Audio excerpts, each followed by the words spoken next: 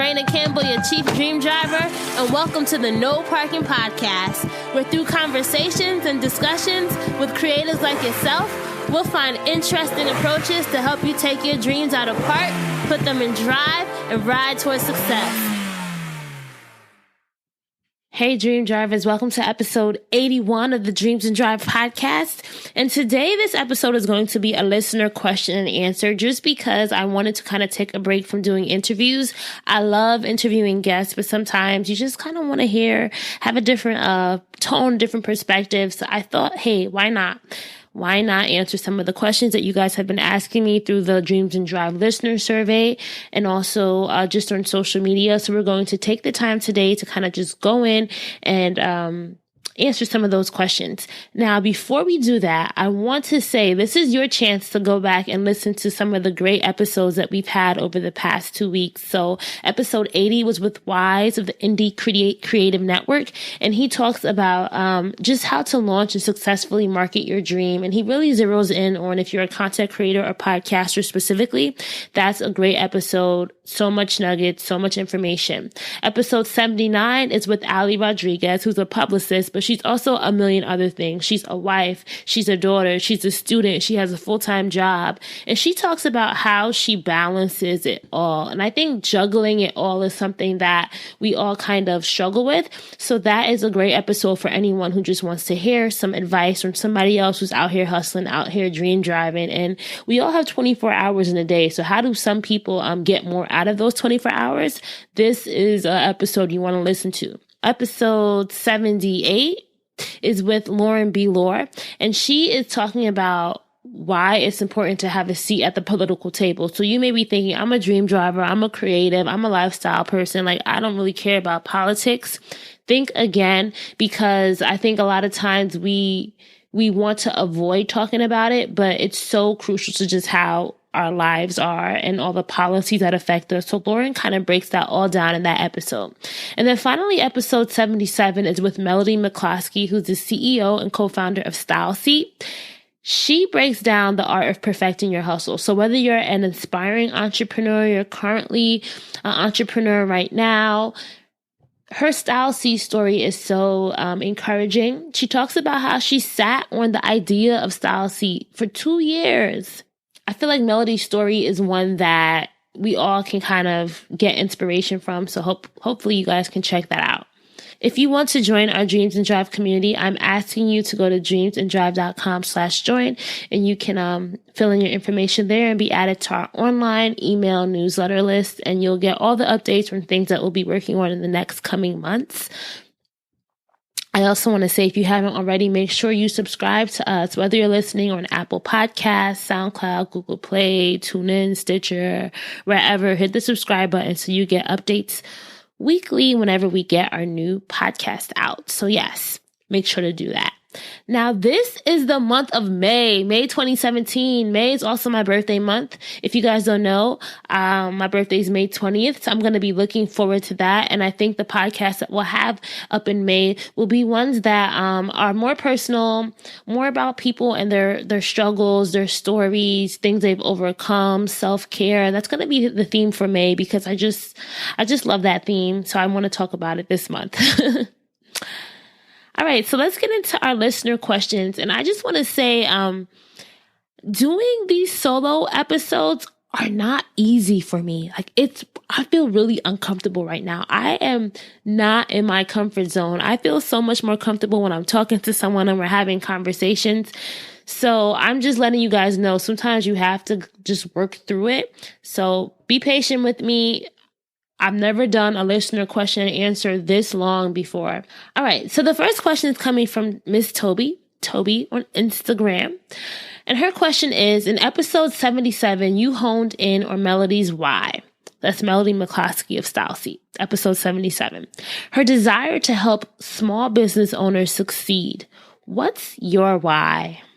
Wow, Toby, that is a really great question. I think it's something that, it's important to consider what your why is, right? Because your why is going to be what's motivating you. Your why is what's going to keep you going on days when you don't have anything left in you. So I think that my why specifically has to tie in with wanting to see others who look like me, who have dreams like me, actually make it and believe in themselves.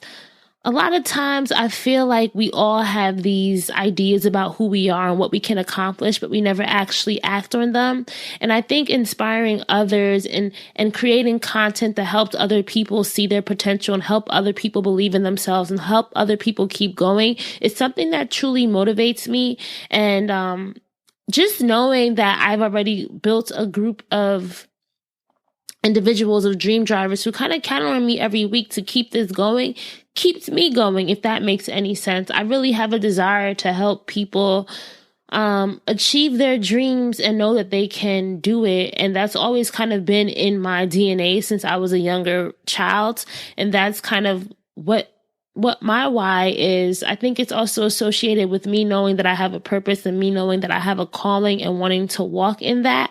And I think we need to be in touch with that part of ourselves because that's also going to keep us going. So hopefully that answers the question of what's my why. I really do have an innate burning desire to help other people see things within themselves that they never even notice about themselves, or to see a potential, to see a future that they never imagined that they could have. So this next question is coming from Alicia, or maybe it's Alicia. I'm sorry, I don't know which pronunciation is the right one. But her question is, where do you see yourself in 5 years with dreams and drive? Now that's so good. And I've never been somebody to have like a 5-year plan, 10-year plan, though maybe I should. But I know for dreams and drive, I definitely would hope in 5 years that it's still around.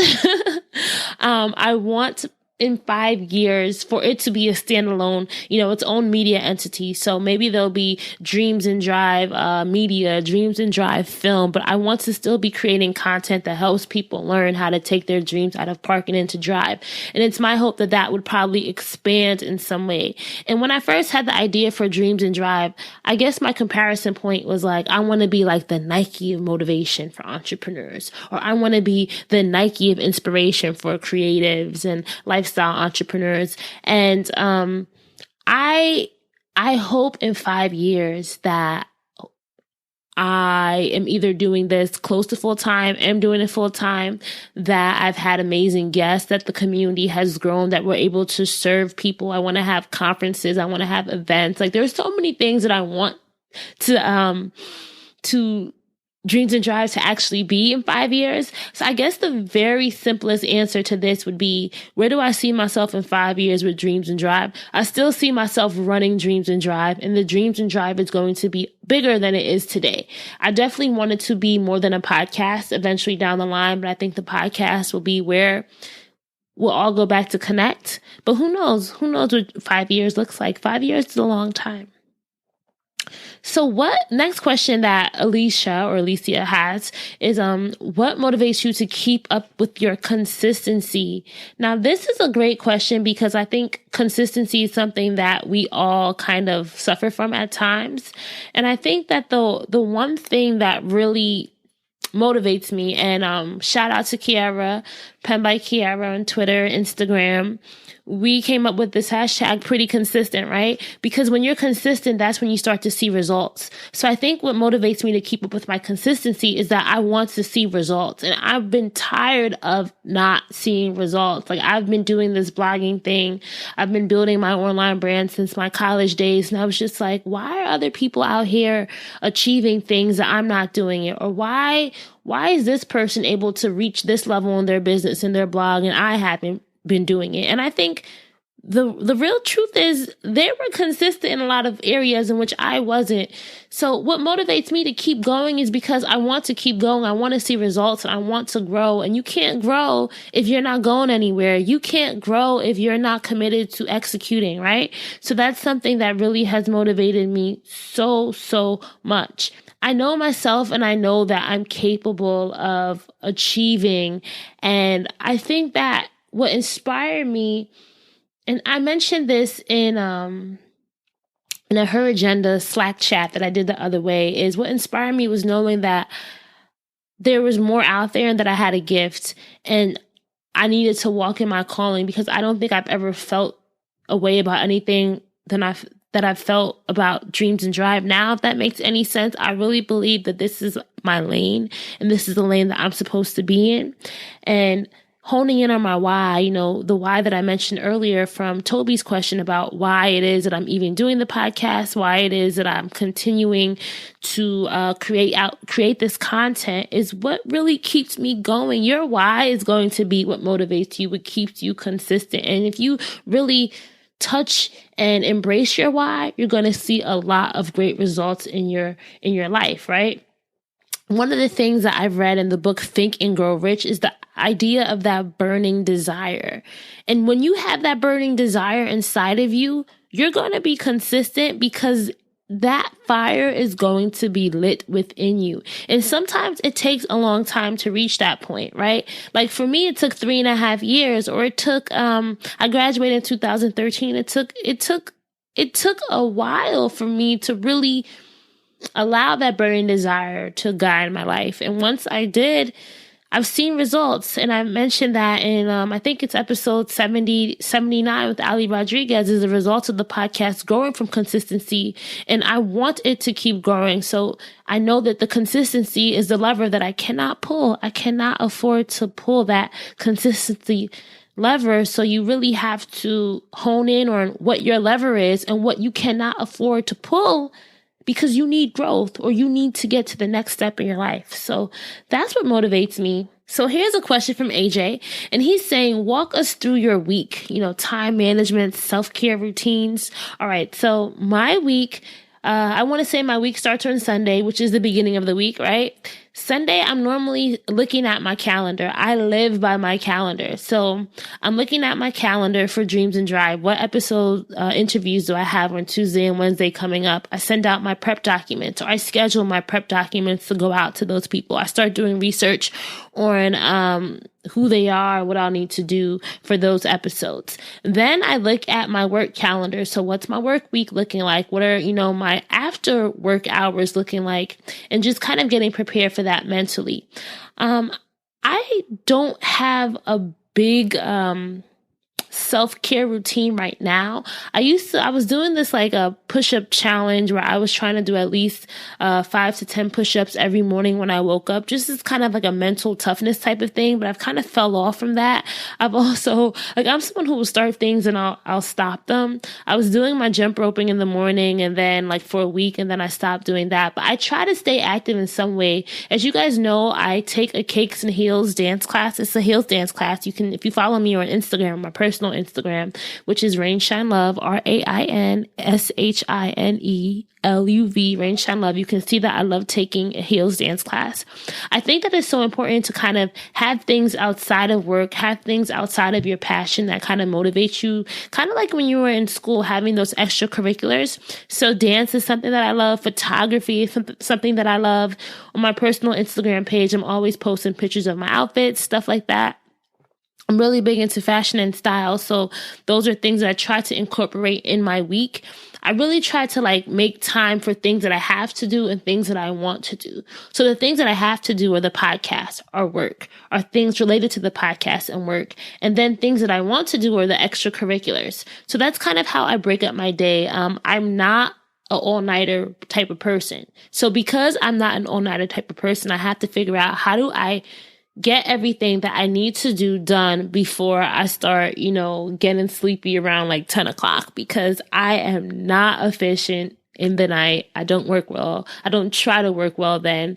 I'm more wake up early, get it done type of girl. So that's kind of what those are part of my routines, or just making, I do my editing sometime in the morning, or I'll do my editing when I come home from work. Saturdays are sometimes days in the morning. I'll try to bang out an episode and edit it. I'm always working ahead with the podcast. So right now, to be transparent with you guys, this episode is going to come out on May 1st, 2017, and I have episodes scheduled if I do one episode a week up until July. I don't mess around when it comes to pre-planning things just because I hate having to rush. I hate feeling stressed. So I'm always trying to find ways of knowing myself. I also like to cook. That's something that I find relaxes me. All right, so this question next comes from Damali, and she says, how do you keep motivation, especially when it comes to a plateau? All right, so this is a great question because I think a lot of times we all hit a plateau where we feel like, nothing's happening, nothing's ever going to happen, everything's boring, there's no movement, whatever. So when I was thinking about this question, the first thing that popped into my head was the world is round. The world is never going to, things don't stay the same forever. Especially if you're round, right? You're going to keep rolling. You're going to get to a point where something dips, whatever. You might go uphill, downhill. So I tell myself that nothing stays the same forever. So there are going to be times where you have a plateau, but sometimes you have to ride that plateau. And for me, the moments of plateau are when I start getting even more creative because I'm like, all right, we hit a plateau. That means something needs to happen to kind of get us out of this plateau. So if you think about the imagery I have in my head right now, is like being at the Grand Canyon, right? And all around you, all you see is flatness. Being in a part of the whole park where you can't see peaks or whatever. I've never been to the Grand Canyon, so there may not be anything like this in the Grand Canyon. But basically, that's what I see is like, I'm thinking of myself in a desert area and all I see is sand. So that could be a plateau. So if you're in this moment of plateau, what would you do? So I thought to myself, I could start stacking sand, right? Stacking the sand in some way, getting some cactuses, whatever, cacti, stacking them on each other and climbing up on that. And then you have a new perspective. Now you're no longer on a plateau. You're above a plateau because you built something. Now, hopefully that doesn't sound too crazy, but that's definitely what I would say. When you are at those moments of plateau and you need to keep motivation, you have to start getting creative. You have to start thinking to yourself, all right, how can I take this moment that seems like it's going to stay the same forever and do something to change it? Plateaus don't have to make you. You can change your plateau. So another thing that I like to do when I'm thinking about how to kind of keep motivated when I hit a plateau is I have to keep motivating things around me, things that will inspire me and things that are directly related to what I have done in myself. So when I get great comments or great episode feedback from you all, I screenshot that stuff. Like I have my screenshots album on my iPhone is probably the largest album on my iPhone. I'm always keeping reminders of what I've already done and how far I have come. I'm really big into reading, and I don't know if you guys ever heard of the term like your love languages. So my love language is words of affirmation. So I know that because I studied myself, I know that words of affirmation are things that will help me keep going. So when I'm feeling low, when I'm feeling like nothing's ever going to change, I have to seek out words of affirmation for myself. And I can't always be like, hey, blah, blah, blah, or have someone on the phone and have them, tell me something affirming. No, I have to kind of seek out my own affirmation. So I'll go back to old stats and I'll go back and look at SoundCloud when, I used to host it on the SoundCloud page and go to see how many views I had in March of 2016 compared to March of 2017. And doing things like that really helped me because I'm like, all right, you were at a plateau a year ago, but look where you are now. So things will not stay the same. And I think telling yourself things will not stay the same is what's going to really help you. So another question from Damali is, how do you know when it's time to pack up and move on to the next project? Now that is a very good question, Damali. And I think it's something that can be likened to like a relationship, a friendship, something like that, right? I think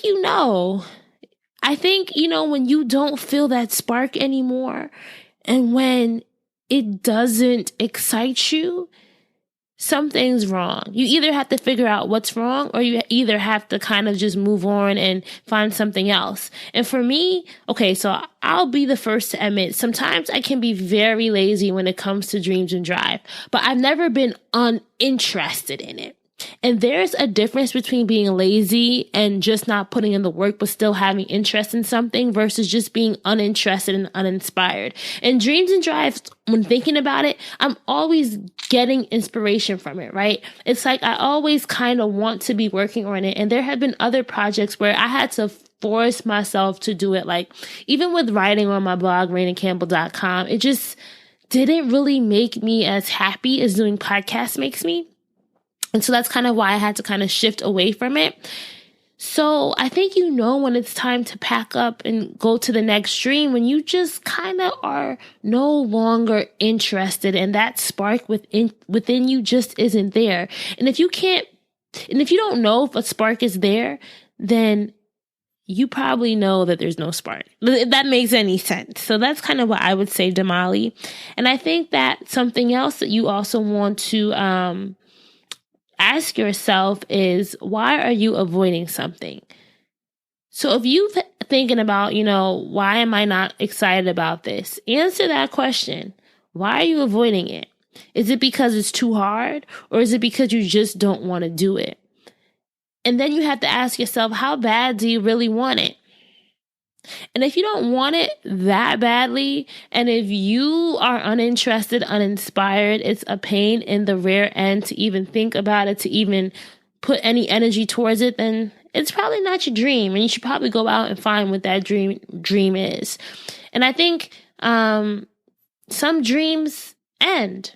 And maybe there will be a point in 10 to 15 years, or maybe, who knows, where dreams and drive no longer inspires me and it's kind of run its course and something else comes up. But right now I don't feel that. And I think it's just the beginning. But if your dream dies and you think that you're being called to something else, then I would say, listen to that, but also ask yourself the question of why. So this question is coming from Mercedes, and it is, what was the process like when you started Dreams and Drive? And I think I mentioned this in a lot of the other episodes, so I'll kind of do a quick recap of it. But the process was, when I started Dreams and Drive, I gave myself a date. I want to say it was probably around August 2015 when I had the idea. I probably didn't start getting serious until October 2015. I put a date on it. I said January 1st, 2016, I am going to launch. I didn't even know what day January 1st was. I just put a date on it and I got started from there. I started researching. I took John Lee Dumas's podcasting course. I started listening to other people's podcasts. I started thinking about what was the format that I wanted. I started listening to a lot of interviews, and that was so critical because I think you could have an interview podcast and not be a good interviewer. And I think if you're going to do interviews, you should study the art of interviewing. You should listen to a lot of interviews. You should take notes on interviews. Like, you have to actually understand the essence of it, because that's going to be your biggest piece of content. So you have to make sure you're doing it right. So I invested a lot of time in that research phase. I also, invested in thinking about, all right, so what's my launch going to be like? How am I going to actually get people to listen to this podcast? I had a blog audience, so I launched a pre-launch campaign for Dreams and Drive. I had people sign up and talk about, what were their biggest challenges, and that kind of helped me as I started building out the content for the podcast. So those were kind of the things that I did to get started. I took pictures, so I had episode stuff. I started building the hype. I told people, maybe that's the biggest thing. I told people, I said, January 1st, 2016, I am launching the Dreams, or it was No Parking Podcast. I didn't know how I was going to get that done. But I told people, and now people were holding me accountable, because people were waiting for January 1st to come. And I didn't want to disappoint people. I didn't want to be that girl who said she was going to launch something and didn't actually do it. So I knew by that day I had to do something. And even if it was ugly, I was going to launch it. Even if it wasn't perfect, I was going to launch it. And I kind of worked towards that date. So another question from Mercedes is, do you have any tips in relation to finding a mentor? So yes, I actually do have some tips in relation to finding a mentor. I think that number one, you need to actually think about, what is it that you want from gaining a mentor, and what does a mentor relationship look like to you? Some people just want someone that they can bounce ideas off of from time to time. Some people want someone who is kind of like an accountability partner. Some people want someone who can guide them through their their career. There's so many things that you can gain from having a mentor, but you need to be very focused on what it is that you actually want out of that mentor. And then you have to ask yourself, where does this person exist? And is there anyone within my circle right now that could probably fill that role? And number 3 is, what kind of value can I give to the person? Because I think sometimes we think of mentors as one-sided relationships when they should not be. Like my mentor, Gabby, I know that she's able to give me so much when it comes to mentorship. But at the same time, I'm also able to be a sounding board for her as well, because I have things, especially from the digital world, a perspective that she may not have. So she's constantly asking me questions about things. I'm willingly giving back to her. So when it comes to finding a mentor, I think we don't often think about who within our circle could serve as a mentor in some type of way to us. And I think sometimes we want these flashy people, these people who have done all these great things. And I do think it's important to have someone who is an example, who's a leader within the industry that you want to get into as a mentor at some point. But I also think that there's so much value in having someone who's already in your circle playing some type of mentor position. And I think you have to reshift the whole idea of what a mentor means. I think as adults, it kind of shifts. Like no one's going to hold your hand, so to say. That's more of like a business coach. So don't look to your mentor to kind of do it all for you. Look to a mentor as being a sounding board. And then if you want to find someone, I wouldn't say, and I think Gabby talks about this in her episode. I'm talking about Gabrielle Simpson, episode 74.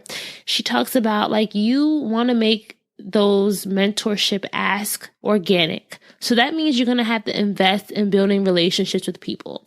And I think over time, when you're building relationships and when that person sees you as being someone who is on top of your stuff, someone who is knowledgeable, someone who's not so taken in their relationship, or meaning like, you're not always trying to take, but you're also trying to give as well.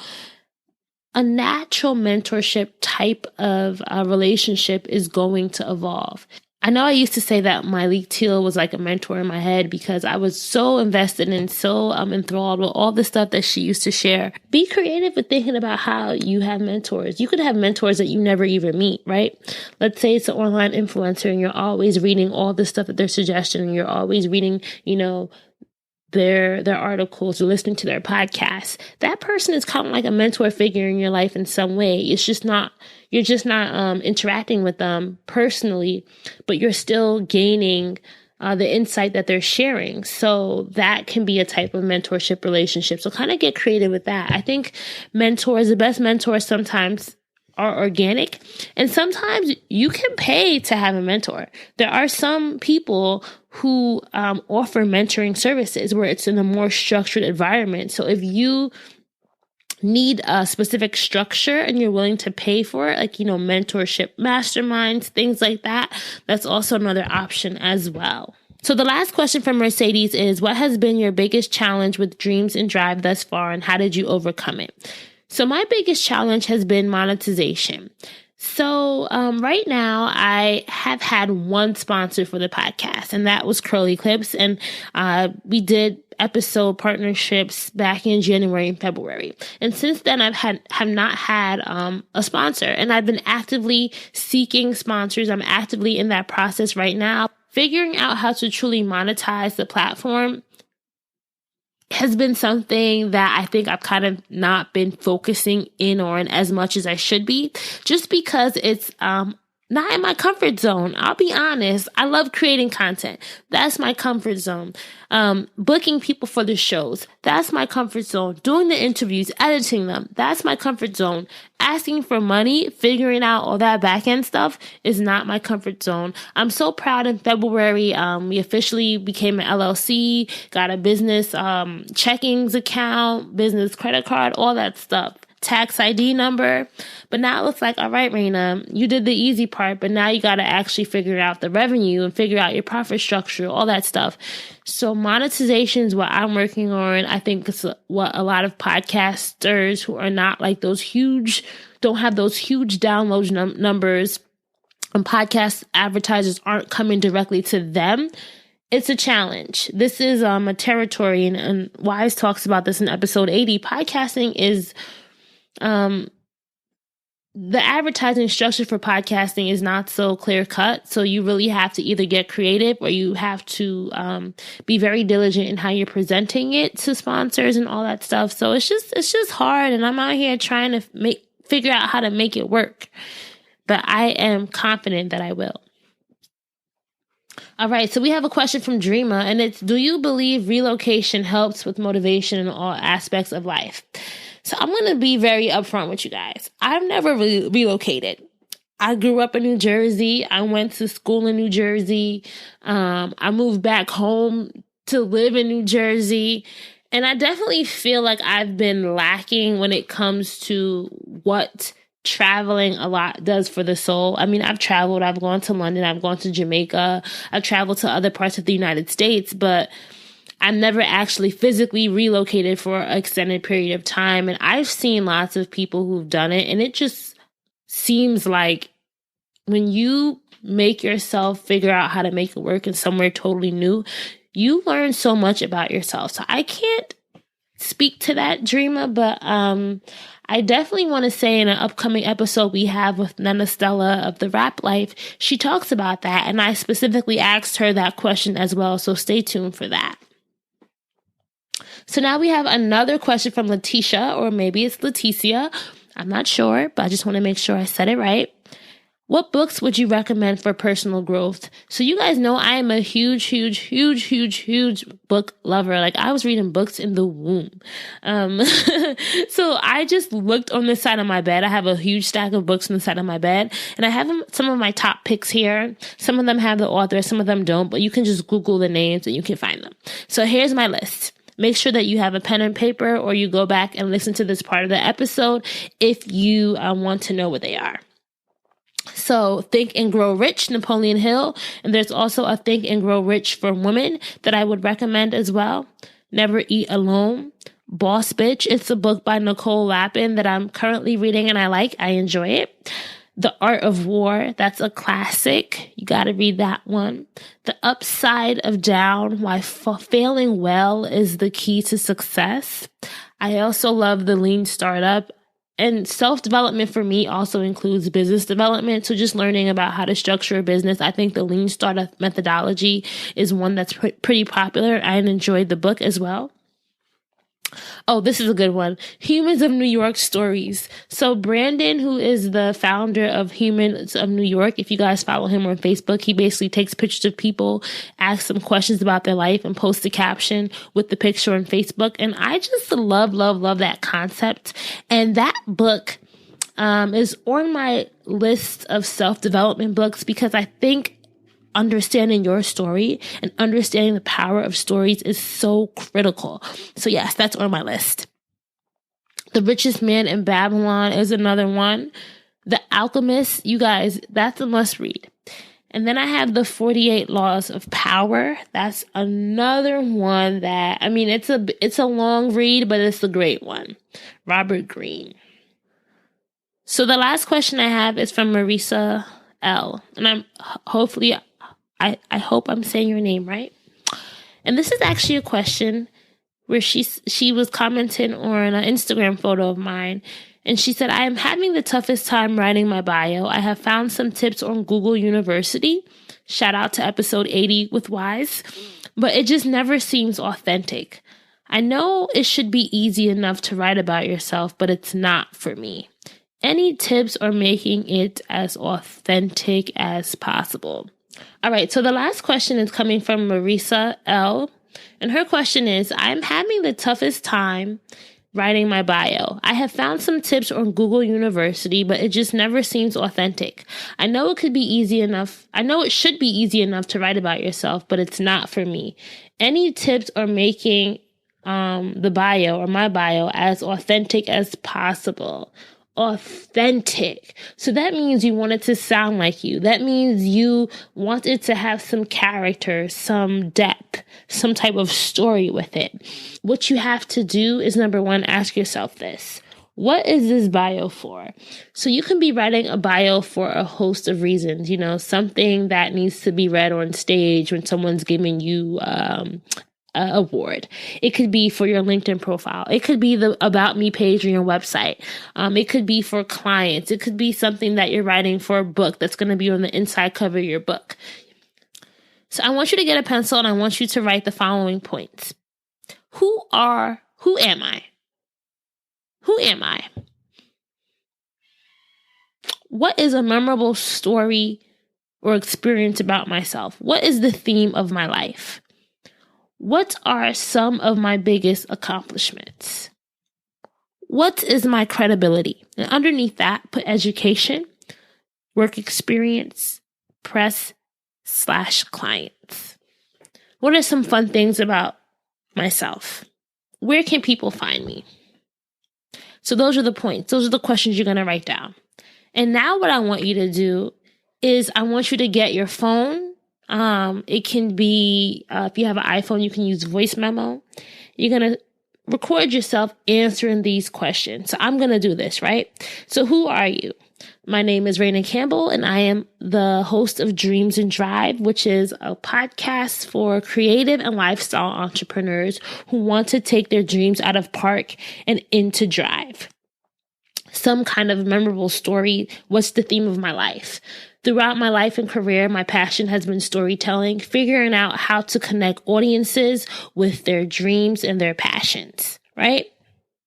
What are some of your biggest accomplishments? So what are some of my biggest accomplishments? Throughout the course of my career, I have interviewed over 100 entrepreneurs about their stories, their success stories. I have worked with top companies, helping them build their marketing campaigns and nurture their customers and eventually drive sales. And I'm making this up on the top of my head, right? What's the credibility? I graduated from Princeton University in 2013 with a degree in sociology. I have worked at CBS Corporation, Vera Institute of Justice, and with top online platforms such as Huffington Post, Blavity, MadameNoir.com, Hello Giggles, etc., etc. Press. I've been featured on sites such as Madame Noir, Essence, iTunes. Some fun things about yourself. When I'm not hosting the podcast, you can find me in a heels dance class, flexing my fashion photography skills, or eating lint truffles because those are my favorite. I currently reside in Orange, New Jersey, and my favorite color is turquoise. So the episode 35 guest, Maya Elliott, has a great About Me page that I would encourage everyone to go check out. And she kind of does her bio page in a timeline format. So she starts at a certain point in her life, and then she talks about accomplishments she has made since then each year. But remember, her About Me page is for potential clients and for people who are interested in knowing more about her. So that's why she's doing more of a first person story format. So I think in order to get authentic with your bio, Marisa, I think what you have to do is tell yourself your story. You have to know your story yourself. And then once you have all the facts there and the things that you want to highlight, then you can go back in and kind of make it sound more professional, in quotes, or you can turn it into third person. Talk to yourself. That's what I would say. If you're feeling like your bio's stuffy, pretend you are, answering a question. If I'm interviewing you, I'm saying, hey, tell me a little bit more about yourself. How would you answer that? So that's it for our listener question and answer. I encourage you guys to send me questions if you do have any.